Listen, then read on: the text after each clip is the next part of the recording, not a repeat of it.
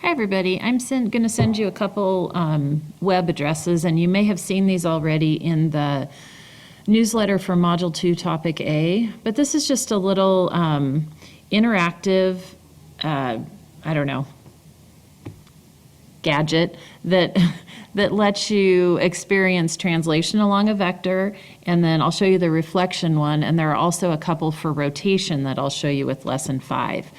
So with this one, all you do is just, I've got my mouse down here, and I'm going to move the slider, and it shows the vector moving up so that point A becomes where point B is, and you can see point P is moved in the direction and in the length of the vector up to this new position, P prime.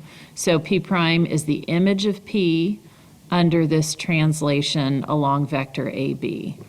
So there's a lot of vocabulary there, but it's pretty simple. But I noticed some kids were still struggling with how to do a translation, and this is how you would do it with the overhead. You just trace everything and then slide the vector so that the beginning point matches up to the ending point.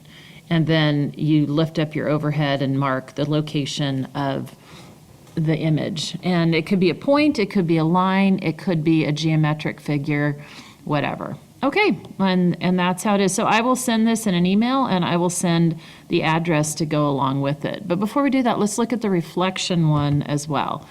I think reflection is a little bit easier than translation along a vector, because all we're doing with translation is just flipping around that line of reflection. So you have to be shown where the line of reflection is, and in this case it's right here. The line could move in any direction though. It doesn't have to be vertical or horizontal. It could be in any direction. So it just is a flip. A reflection is a flip. Okay, so those are kind of nice to play with if you're still having trouble knowing how to do a reflection or a translation.